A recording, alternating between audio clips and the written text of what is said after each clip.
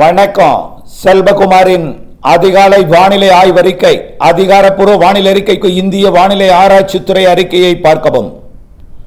2025 November 7 வெள்ளிக்கிழமை அதிகாலை நிலவர ஆய்வறிக்கை. இந்த வானிலை அறிக்கை மீது முழு நம்பிக்கை கொண்டவர்கள் மட்டும் பார்த்தால் போதும். நம்பிக்கை இல்லாதவர்கள் பார்க்க அவசியமில்லை. அதிகாரப்பூர்வ வானிலை அறிக்கைக்கு இந்திய வானிலை ஆராய்ச்சித்துறை அறிக்கை இருக்கிறது என்பதை பணிவோடு தெரிவித்துக் கொள்கிறேன். வானிலை அறிக்கைக்குள் செல்வோம். தமிழ்நாட்டிலே நேற்றைக்கு கர்நாடக எல்லையோர மாவட்டங்களும் ஆந்திர எல்லையோர மாவட்டங்களும் வடவுள் மாவட்டங்களும் மிக கனமழை பொழிவு பொழிந்திருக்கிறது. குறிப்பாக கிருஷ்ணகிரி தருமபுரி மாவட்டம் தொடங்கி திருவள்ளூர் மாவட்டம் வரைக்கும் கர்நாடக ஆந்திர எல்லையோர மாவட்டங்களில் நல்ல மழை பொழிந்திருக்கிறது. அதில் ஆந்திர எல்லையோரம் நம்பர் 1 இடத்தை பிடித்திருக்கிறது. காஞ்சிபுரம் மாவட்டம் மிக கனமழை பொழிவை பெற்றிருக்கிறது. காஞ்சிபுரம் மாவட்டம் பரந்தூர் 142 மில்லிமீட்டர், தண்டலம் 176 மில்லிமீட்டர் மழை பொழிவு. மேலும் அந்த மாவட்டத்தில் 10 சென்டிமீட்டருக்கு மேல் இன்னும் சில இடங்களில் மழை பொழிந்திருக்கிறது. பல இடங்களிலே சற்று கனமழை முதல் கனமழை வரை பொழிந்திருக்கிறது. டெல்டா மாவட்டங்களில் தற்பொழுது கடலோர பகுதிகளில் மழை பொழிவு தொடர்கிற காரணத்தினாலே வானம் மேகம் சூழ்ந்து காணப்படுகிறது. டெல்டாவிலே இந்த பதிவு செய்து கொண்டிருக்கூடிய அதிகாலை நேரத்தில் நாகப்பட்டினம் மாவட்ட கடலோரத்தில் மழை, கடலில் நல்ல மழை.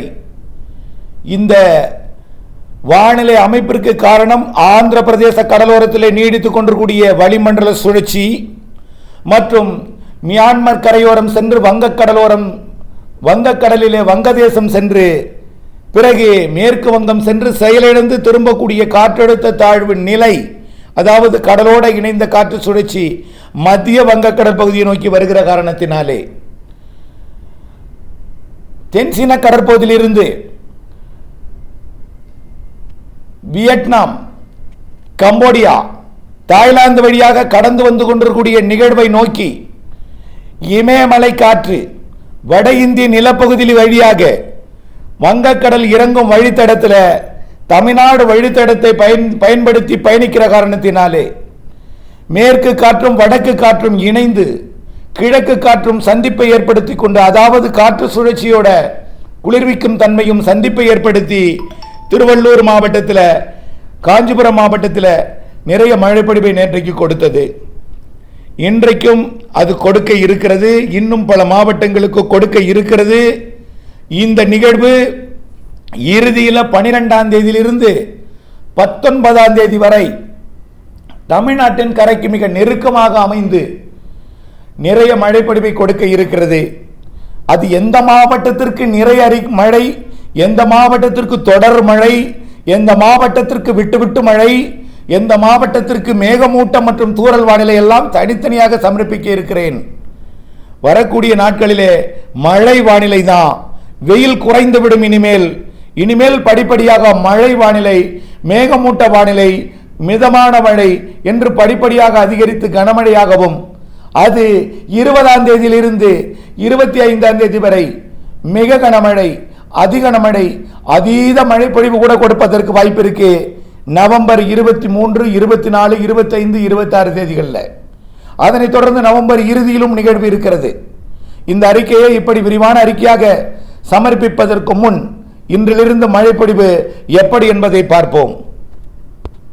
கிடைக்கப்பட்ட அதிகபட்ச மழைப்பொழிவு பரந்தூர் காஞ்சிபுரம் மாவட்டம் 142 மில்லிமீட்டர், தண்டலம் அதாவது செம்பரம்பாக்கம் ஏரியோட மேற்கு கரை, கிழக்கு கரை பார்த்தீங்கன்னா அது குன்றத்தூராக இருக்கும். அதோட மேற்கு கரை தண்டலம் ஸ்ரீபெரும்புதூர் சாலை 176 மில்லிமீட்டர் மழை பொழிந்திருக்கிறது. அதே போல பல இடங்களிலே அந்த மாவட்டத்தில் கனமழை பொழிவு பொழிந்திருக்கிறது. சென்னையை பொறுத்த வரைக்கும் விம்கோ நகர் 70 மில்லிமீட்டர் மழை, Ennore 69 millimetre, Manali 62 millimetre, Manali new town 49 millimetre என்று மழை பொழிவுகள். திருவொற்றியூர் 44, ஐயப்பாக்கம் 43, கத்திபாக்கம் 36, என்று நிறைய மழைப்பொழிவு அந்த மாவட்டத்தில் பொழிந்திருக்கிறது. மேலும் வட உள் பகுதிகளில் மழைப்பொழிவு பொழிந்திருக்கிற நிலையில் கிருஷ்ணகிரி மாவட்டத்தில் ஊத்தங்கரை 37 மில்லிமீட்டர், பாம்பாறு அணை 36 மில்லிமீட்டர், பெணுகொண்டபுரம் 27 மில்லிமீட்டர் என்று மழைப்பொழிவுகள். மேலும் பெரம்பலூர் மாவட்டத்தில் கூட பாடலூரிலே 13 மில்லிமீட்டர் மழை, ராமநாதபுரம் மாவட்டம் ராமநாதபுரத்தில் 32 மில்லிமீட்டர், ராணிப்பேட்டை மாவட்டம் Walajah 58 millimetre, Kalavai PWD 48 millimetre, Walajah railway station 30 millimetre என்று அந்த மாவட்டத்தில் பரவலான மழைப்பொழிவு. சேலம் மாவட்டத்தில் கூட மழை, ஆனைமடுவானை 37 மில்லிமீட்டர், வாழப்பாடி 14 மில்லிமீட்டர். அந்த மாவட்டத்தில் இன்னும் பல இடங்களில் மழை பொழிந்திருக்கிறது. அதே போல தூத்துக்குடியில் கூட தூறல், விழுப்புரத்தில் லேசான மழை, இன்னும் பல இடங்களில் மழை பொழிந்திருக்கிறது. அறிக்கை வந்ததும் விரிவாக சமர்ப்பிக்கிறேன். தமிழ்நாடு முழுவதும் வானிலை அறிக்கையை பதிவு செய்யும் பொழுது வானிலையோட நீளம் கூடுதலாகத்தான் இருக்கும் அறிக்கையில். அதற்கு நான் எதுவும் செய்ய முடியாது. இதை பிடித்தவர்கள் பார்க்கலாம், பிடிக்காதவர்கள் இந்திய வானிலை அறிக்கையை பார்க்கலாம். யாரையும் கட்டாயப்படுத்தவில்லை என்பதை மீண்டும் தெரிவித்து, இன்றைக்கு வானிலையை பொறுத்த வரைக்கும் டெல்டாவின் கடலோரத்தில், நாகப்பட்டினம் கடலோரத்தில் பொழிந்து கொண்டிருக்கூடிய மழை கொஞ்சம் கொஞ்சமாக கடலுக்குள் போய்விடும். பிறகு மழை இடைவெளி கிடைக்கும். ஆனால் மீண்டும் மதியம் ஆங்காங்கே மழைப்பொழிவை தொடக்கிவிடும் தமிழ்நாட்டிலே. காரணம், ஆந்திர பிரதேச வளிமண்டலத்தில் நீடித்துக் கொண்டிருக்கும் காற்று சுழற்சியும், மத்திய வங்கக்கடலுக்கு வந்து கொண்டிருக்கக்கூடிய, அதாவது மியான்மர் சுற்றி வங்கதேசம் சுற்றி மத்திய வங்கக்கடலுக்கு வந்திருக்கக்கூடிய காற்று சுழற்சியும் காற்று குவிதலை தமிழ்நாட்டிலே ஏற்படுத்தி அது தாய்லாந்து நோக்கி பயணிக்கிறது. தெற்கு வங்கக்கடல் பகுதி வழியாக அது பயணிக்கும் பொழுது தெற்கு காற்று மேற்கு காற்று சந்திப்பை ஏற்படுத்தி வடக்கு வெப்ப நீராவி காற்று குளிர்வித்து இன்றைக்கு மதியம் சேலம் இந்த அருவிக்கினை இப்போ மதியம் வெப்பத்தை பொறுத்து கொஞ்சம் மாறுபாடு ஏற்படும். உலகம் முழுவதும் காற்று சுத்திட்டே இருக்கு. காற்றோட நம்முடைய வரைபடத்தை ஓட செய்து அப்படியே உற்று நோக்கினால் எவ்வளவு சிரமம் வானிலை அறிக்கை சொல்வது என்பது உங்களுக்கு புரியும். தயவு செய்து அந்த சிரமத்தையாவது உணருங்கள். உங்களுக்காக தொண்டை வலிக்க கத்துகிறேன் என்ற ஒரு பாவமாவது படுங்கள், நீங்கள் எதுவும் செய்ய வேண்டாம் என்பதை கேட்டுக்கொண்டு, சேலம் மாவட்டத்தில் இன்றைக்கு மதிய மழைப்பொழிவு இருக்கும். அதற்கு அடுத்தபடியாக நாமக்கல் மாவட்டத்திலும் திருச்சி திண்டுக்கல் மாவட்டத்தில் ஆங்காங்கே மழைப்பொழிவை கொடுக்கும். ஒதுக்கி எதிர்பார்த்து ஏமாற்றம் அடையாதீர். ஒதுக்கி அடுத்தபடியாக மதுரை வடக்கு, புதுக்கோட்டை, சிவகங்கை, அதே போல ராமநாதபுரம், விருதுநகர், தூத்துக்குடி மாவட்டத்தில் இன்றைக்கு மதிய மழைப்பொழிவு இருக்கும். காரணம், தென் மாவட்ட கரையோரம் நீடித்துக் கொண்டிருக்கூடிய வளிமண்டல சுழற்சி மேற்கு நோக்கி நகர இருக்கிற காரணத்தினால இன்றைக்கு தென் மாவட்டங்களில் மழைப்பொழிவு அதிகரிக்கும். நேற்றைக்கு சென்னையில் கொடுத்த மழை இன்றைக்கு தென் மாவட்டங்களில் இருக்கும் என்று எதிர்பார்க்கப்படுகிறது. அதே போல திருச்சிக்கு தெற்கே உள்ள மாவட்டங்களுக்கும், ஈரோடு, நீலகிரி, கோயம்புத்தூர், திண்டுக்கல், கரூர், திருச்சி, கரூர் என்றால் எல்லா இடத்திலும் அல்ல, ஒதுக்கி திருப்பூர், கோயம்புத்தூர், ஈரோடு என்றாலும் ஒதுக்கி தெற்கே போக போக மழைப்பொழிவின் பரப்பு கூடியிருக்கும். மதுரைக்கு தெற்கே சிவகங்கை, ராமநாதபுரம் மற்றும் புதுக்கோட்டை மாவட்டம் மழை இருக்கும். மதியம் மாலையில் இந்த மழைப்பொழிவு நள்ளிரவில் விருதுநகர், ராமநாதபுரம், தூத்துக்குடி மற்றும் தேனி மற்றும் திருநெல்வேலி, தென்காசி, கன்னியாகுமரி மாவட்டங்களில் இன்றைக்கு இரவு மழை இருக்கும். நாளை அதிகாலை வரை மழைப்பொழிவை கொடுத்து மீண்டும் நாளை வடகடலோரம் டெல்டாவில் அதிகாலை ஒரு மழைப்பொழிவை கொடுக்கும். இப்போ டெல்டாவிற்கு எப்போ மழைப்பொழிவு கொடுத்துருக்கு சொல்லியிருக்கேன்னு உங்களுக்கு புரிஞ்சிருக்கணும். கிருஷ்ணகிரிக்கு என்ன சொன்னா அல்லது திருப்பத்தூர், வேலூருக்கு சொல்லியிருக்கனா, அதை நீங்கள் கற்பனை செய்து கொண்டு பார்த்து கொள்ள வேண்டும். அதை சொன்னால் மேலும் வானிலை அறிக்கையோட நீளம் கூடும்.